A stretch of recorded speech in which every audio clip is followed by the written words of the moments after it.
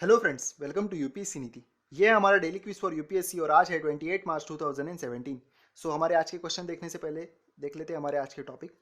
So first is pellet guns, then second is CPEC that is China Pakistan economic corridor, third is international ports, then next is central board of film certification जिसको हम censor board नाम से भी जानते हैं, then fifth is Down syndrome, next is delta formation, then seventh is national programme for control of blindness, then next is Dhruv, second last is Udan and last is fundamental rights. Okay, so start करते हैं हमारे आज के question.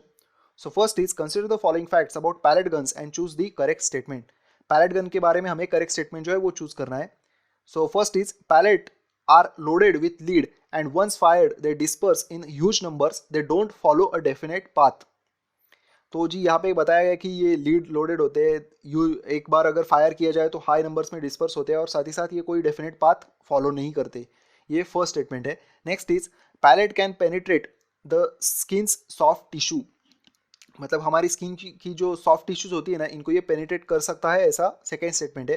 Third is SC has constituted a expert committee to explore the other possible alternatives to pellet gun as non lethal weapons, मतलब supreme court ने एक committee गठित कर दी थी जो पैलेट गन के लिए अल्टरनेटिव्स ढूंढेंगी जो नॉन लीथल होंगे, ऐसा थर्ड स्टेटमेंट है। And next is the committee is chaired by TVSN प्रसाद।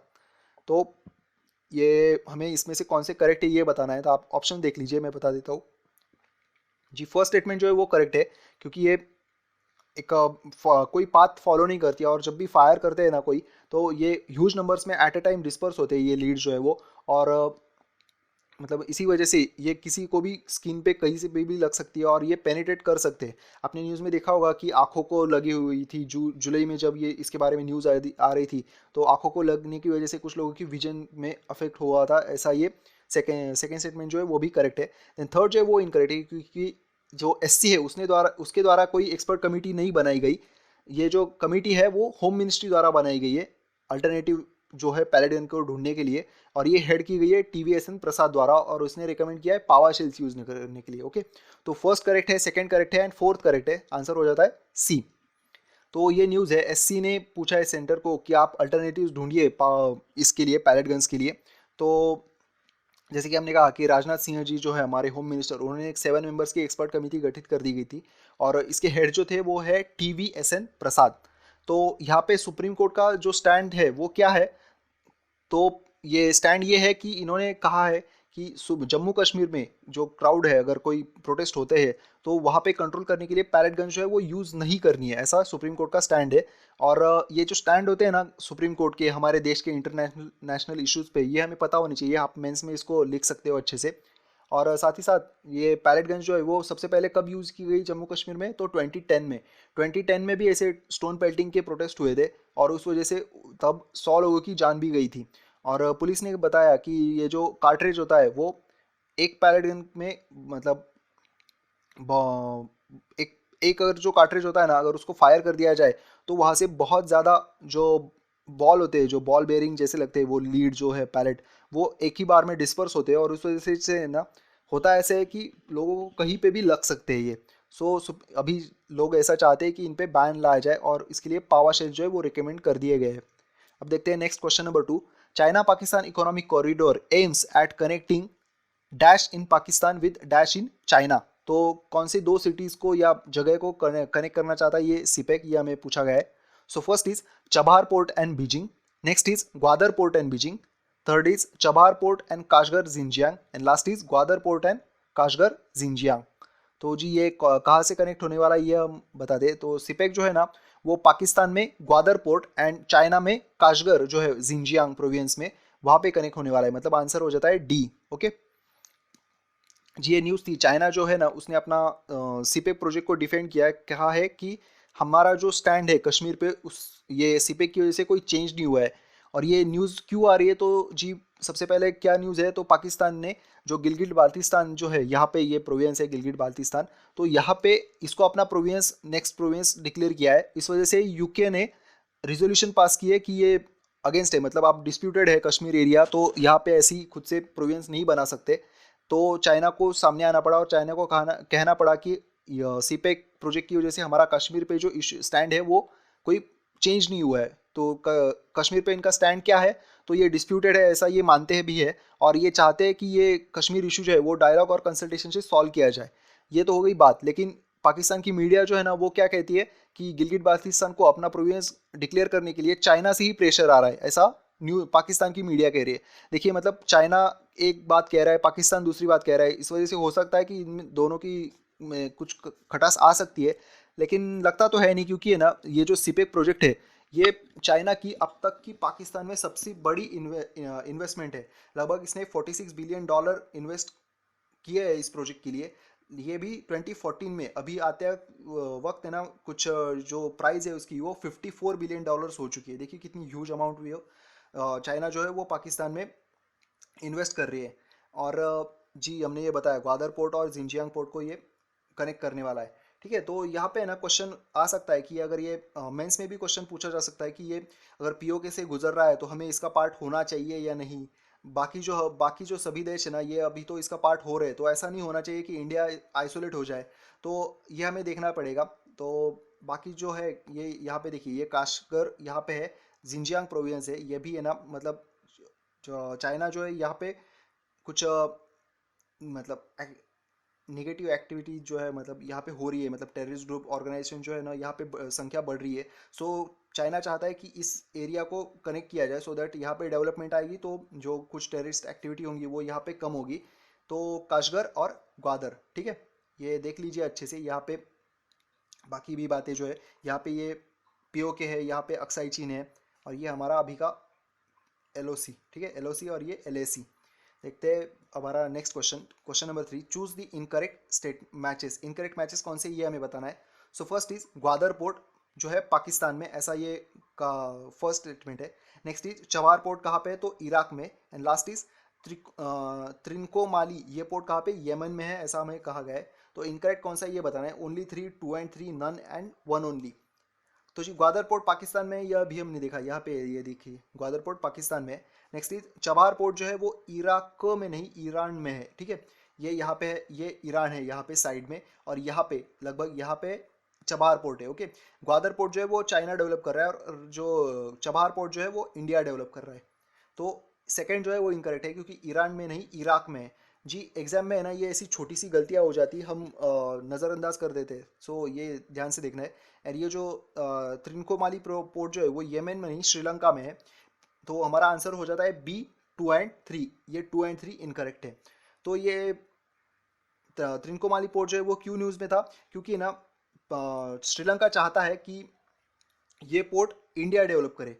हुआ क्या है पता है क्या, कि जो पहली गवर्नमेंट थी ना श्रीलंका की, वो बहुत ही प्रो चाइना थी। इस वजह से यहाँ पे जो और एक पोर्ट था हम्बन टोटा, ये पोर्ट जो था ना ये श्रीलंका ने चाइना को डेवलप करने के लिए कहा था। लेकिन इस पोर्ट की डेवलपमेंट की वजह से ना श्रीलंका पे बहुत ही ज़्यादा कर्जा हो गया है चाइना से। तो अभी ये बैलेंस प्रस्तापित करना चाहता है इंडिया और चाइना के बीच में। सो ये जो त्रिनकोमाली पोर्ट जो है वो इंडिया डेवलप करे ऐसी श्रीलंका मांग कर रहा है। तो जनवरी में इसके बारे में कुछ चर्चा हुई थी। तो ये जो चारों पोर्ट है ग्वादर, चबार, त्रिनकोमाली और हम्बनटोटा, ये न्यूज़ में है, इस वजह से हमने ये क्वेश्चन फॉर्म किया। यहाँ पे ये देख लीजिए कहाँ पे ये है त्रिनकोमाली पोर्ट, और यहाँ पे हम्बनटोटा। ये हम्बनटोटा जो है ना वो चाइना की स्ट्रिंग ऑफ पर्ल्स पॉलिसी जो थी इसका ही पार्ट था। अब देखते हैं हमारा next question, consider the following facts about central board of film certification and choose the correct statement. So CBFC जो है हमारा, दैट इज हम जिसको सेंसर बोर्ड भी कहते हैं, तो इसके बारे में हमें करेक्ट स्टेटमेंट बताना है। So first is central board of film certification is autonomous body, ये ऑटोनॉमस बॉडी है, ऐसा फर्स्ट स्टेटमेंट है। Next is second is it comes under the ministry of information and broadcasting, that is ministry of IB के under आता है, ये ऐसा second statement है। And third is union information and broadcasting ministry constituted and committee headed by a film maker Shyam Benegal for reforms in CBFC. तो CBFC के reforms के लिए जो मिनिस्ट्री है इन्होंने श्याम बेनेगल कमेटी गठित की थी, ऐसा थर्ड स्टेटमेंट है। तो हमें कौन सा करेक्ट है ये बताना है। देखिए थर्ड स्टेटमेंट जो है वो करेक्ट है, that is Shyam Benegal committee बनाई गई थी ये इंफॉर्मेशन ब्रॉडकास्टिंग मिनिस्ट्री द्वारा रिफॉर्म्स करने के लिए सीबीएफसी में। सेकंड स्टेटमेंट जो है वो भी करेक्ट है कि ये ऑब्वियस है ministry of information and broadcasting के अंडर आता है। लेकिन फर्स्ट इनकरेक्ट है, क्योंकि ऑटोनॉमस बॉडी नहीं, ये statutory body. Okay, CBFC statutory body है। सो हमारा आंसर हो जाता है बी, 2 एंड 3 करेक्ट। ओके, सो ये न्यूज़ थी। आईबी मिनिस्टर जो है हमारे वेंकैया नायडू सर, इन्होंने लॉन्च किया है एक ऑनलाइन फिल्म सर्टिफिकेशन सिस्टम जिसका नाम है ई सिने प्रमाण। तो ये क्यों लॉन्च किया गया, तो आप जानते होंगे कि बेनेगल कमेटी की रिकमेंडेशन थी, साथ ही साथ मुदगल कमेटी की भी रिकमेंडेशन पे अभी जो हमारी मिनिस्ट्री है वो सोच विचार कर रही है। तो ई सिने प्रमाण लाया गया है, जिसमें क्या होगा, तो अगर आपकी कोई आपको शॉर्ट फिल्म लानी है, या फिर सर्टिफिकेशन चाहिए उसका, या फिर आपको मूवी का प्रोमो अगर सर्टिफिकेशन चाहिए उसको, तो अभी आपको सीबीएफसी के ऑफिस में नहीं जाना पड़ेगा, आप डायरेक्टली इसको ऑनलाइन सर्टिफिकेशन पा सकते हैं। और अगर आपको मूवी सर्टिफिकेशन चाहिए तो मूवी के लिए भी जो पहले बहुत बार जाना पड़ता था, तो अभी सिर्फ 2 ही बार जाना पड़ेगा, और वो भी क्या कि यहाँ पे एसएमएस अलर्ट, ईमेल अलर्ट्स आपको मिल जाएंगे इसमें ई सिने प्रमाण में। तो इस वजह से क्या होगा, ये क्यूआर कोड सिस्टम भी अपना रहे, तो इस वजह से पायरेसी का जो इशू है वो कम हो सकता है। साथ ही साथ इससे ट्रांसपेरेंसी आएगी इस सभी प्रोसेस में। एंड नेक्स्ट इज क्या है, तो ईज ऑफ डूइंग बिजनेस जो है हमारा, इस पर भी अफेक्ट कर सकता है, मतलब अफेक्ट नहीं, इफेक्ट मतलब अच्छा इफेक्ट करेगा ये। सो सिनेमाटोग्राफी एक्ट जो था ना 1952 का, इससे ये सीबीएफसी बनाई गई थी। सो ये ऑटोनॉमस बॉडी नहीं, ये स्टैच्यूटरी बॉडी है। ओके, सो बाकी तो ये है ना, अगर आपको मूवी टीवी पे भी दिखानी हो तो भी सीबीएफसी का सर्टिफिकेशन चाहिए होता है। और इसी वजह से रिसेंटली कोई एक ऑस्कर विनिंग इंग्लिश मूवी थी जिसका प्रसारण जो था वो टीवी पे रोक दिया गया था। तो सीबीएफसी काफ़ी न्यूज़ में होता है, देख लीजिए एक बार इस पे, इसके बारे में अच्छे से विकीपीडिया पे सर्च कर लीजिए। देखते हैं हमारा next question, question number 5। Consider the following fact about down syndrome and choose the correct statement. So down syndrome के बारे में करेक्ट स्टेटमेंट हमें बताना है। So first is, Down syndrome is a chromosomal condition associated with intellectual and learning disability.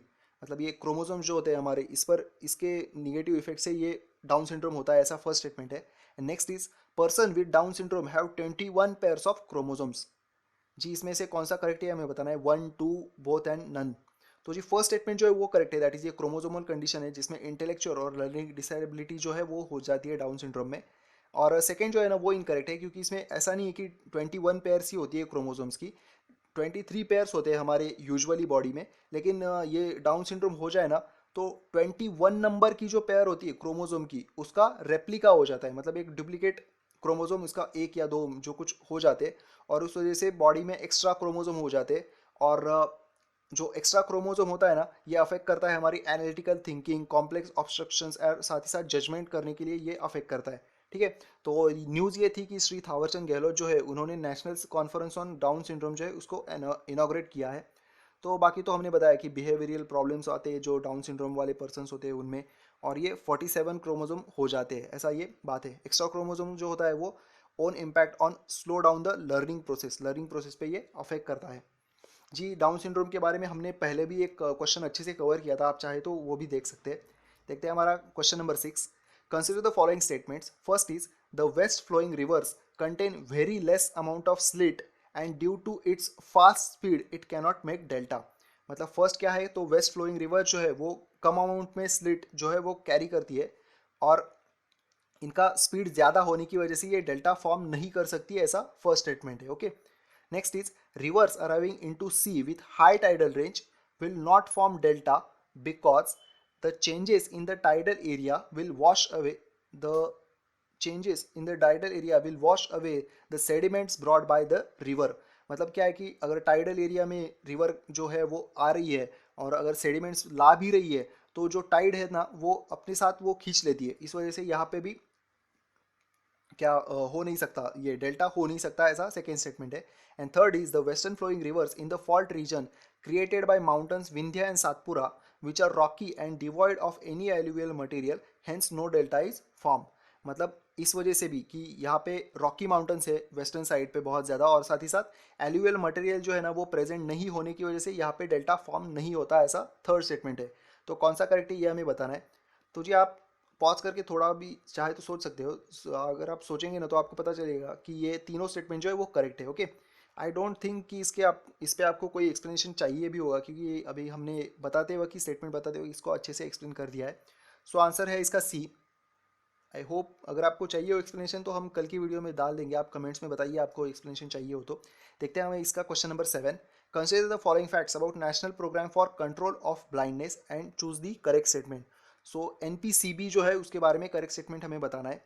So first क्या है, तो एनपीसीबी ये जो प्रोग्राम है ये लॉन्च किया था 1976 में as 100% centrally sponsored scheme. So first statement है कि ये 1976 में लॉन्च किया था, 100% सेंट्रली स्पॉन्सर स्कीम की थी ये. And next is second, as defined under the NPCB, a person unable to count fingers from a distance of 3 meters is categorized as blind in India. तो कौन सा करेक्ट है हमें बताएं. तो ऑप्शंस रेगुलर है हमारे. जो फर्स्ट स्टेटमेंट है वो करेक्ट है कि ये 1976 में स्टार्ट किया था और ये पूरी सेंट्रली स्पॉन्सर्ड स्कीम है. नेक्स्ट जो है ना ये इनकरेक्ट है क्योंकि यहाँ पे 3 मीटर्स नहीं 6 मीटर होना चाहिए. जी हमारा इंडिया के जो नॉर्म्स है इसमें 3 मीटर्स है और WHO के जो नॉर्म्स है ना उसमें 6 मीटर्स है यहाँ पे.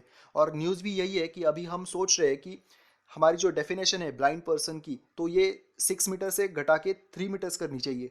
क्यों? क्योंकि जो हमारा टारगेट है ना कि हमने 1976 में जब ये प्रोग्राम स्टार्ट किया तो हमने टारगेट रखा था कि 1.49% से 449% जो पॉपुलेशन है ब्लाइंड पीपल की उसको कम करके 0.3 से भी कम करना है. लेकिन हुआ क्या है ना कि 6 मीटर की हमने डेफिनेशन बनाई है तो इस वजह से ना ब्लाइंड पर्सन की जो अमाउंट है वो इंडिया में बहुत ज़्यादा है.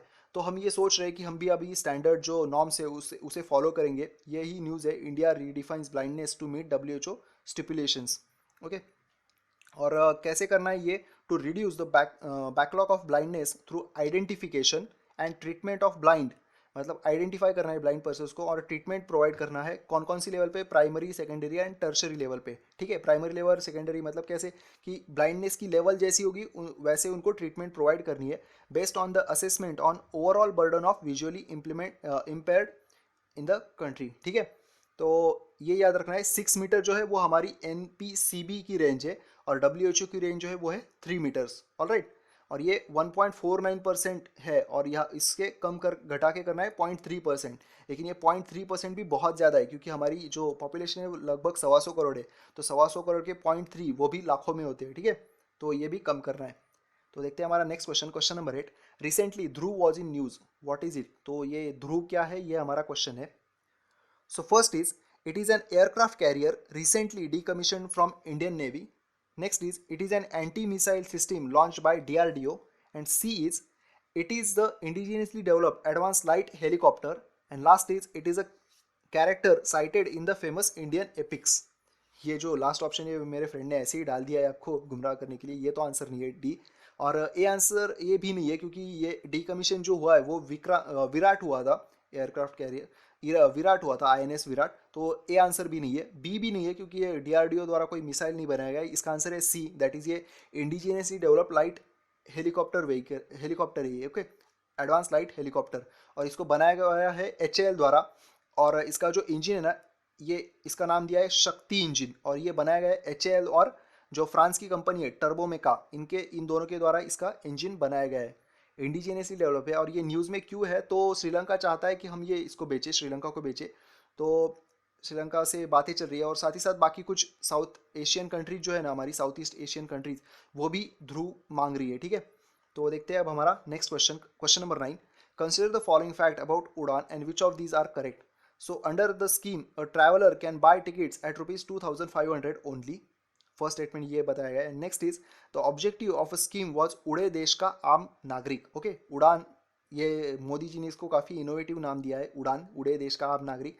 तो ये आपको पता होगा. सेकंड जो है वो करेक्ट है. और साथ ही साथ जो फर्स्ट है ना वो भी करेक्ट है. दैट इज़ ये 2,500 रुपये में पर्सन जो है वो ट्रैवल कर सकता है. अगर उसकी जर्नी जो है वो एरोप्लेन से 1 घंटे की हो तो 2,500 रुपये. और अगर हेलीकॉप्टर से आधे घंटे की जर्नी हो तो भी 2,500 रुपये. ओके. सो हमारा आंसर है बोथ 1 and 2 करेक्ट. तो ये न्यूज़ थी. और ये हम क्यों कर रहे हैं? तो रीजनल कनेक्टिविटी हमें जो बढ़ानी है. तो ये किससे के द्वारा लॉन्च किया गया है? Civil aviation ministry. ऑब्वियसली अगर प्लेन रिलेटेड कुछ है तो सिविल एविएशन मिनिस्ट्री द्वारा ये लॉन्च किया गया है. एंड नेक्स्ट इज इसका जो ऑब्जेक्टिव है ये हमने बताया उड़े देश का आम नागरिक, ये भी काफ़ी इनोवेटिव है. और अब जो कंसेशन दिया जाएगा मतलब 2,500 रुपये में ही टिकट प्रोवाइड करना है ना, तो कंसेशन जो दिया जाएगा वो कहाँ से बनाया जाएगा? तो वायबिलिटी गैप फंडिंग से. ये जो है ना वायबिलिटी गैप फंडिंग ये देख लीजिए अच्छे से क्योंकि शायद हो सकता है कि इस पर UPSC क्वेश्चन पूछे ये क्या है वगैरह इसके बारे में. सो ये कैसे अचीव किया जाएगा जो हमारा वायबिलिटी गैप फंडिंग है? तो financial stimulus in the form of concessions from centre and state government and airport operators. Okay. मतलब जी कंसेशन कौन देगा ये भी यहाँ पे अच्छे से बताया गया है कि सेंटर गवर्नमेंट, स्टेट गवर्नमेंट और एयरपोर्ट जो है ऑपरेटर इनको ये एक साथ मिलकर देना होगा. And next is the viability gap funding to interested airlines to kick off operations from such airports so that passenger fares are kept affordable. Okay, करने के लिए अफोर्डेबल करने के लिए वायबिलिटी गैप फंडिंग जो है वो बनाई जा रही है, ऐसा सेकेंड स्टेटमेंट है। ठीक है, तो अब देखते हैं हमारा और एक बात है कि जो हम है ना, मतलब इंडिया रीजनल कनेक्टिविटी के मामले में अभी बहुत ही अच्छे नंबर पे आ रहे हैं। ऐसा जो इंटरनेशनल काउंसिल ऑफ एविएशन जो है, कुछ नाम मैं उसका भूल रहा हूँ, सॉरी, ये इसने भी रिसेंटली बताया गया है। सो हमारी इस सेक्टर में भी ग्रोथ अभी अच्छी हो रही है, ऐसी न्यूज़ है। ठीक है, तो ये भी देख लीजिए। अब देखते हैं हमारा last question, in the context of India the fundamental right include. तो कौन कौन से फंडामेंटल राइट्स ये हमें बताना है। So first is right against force labour, next is protection of linguistic rights of minorities only, next is protection of religious rights of minorities only, next is rights of constitutional remedies. So इनमें से कौन सा correct है ये हमें बताना है। सो जी first जो है वो करेक्ट है, क्योंकि ये फोर्स लेबर के अंडर राइट है, कोई आपको फोर्स लेबर नहीं बना सकता किसी को।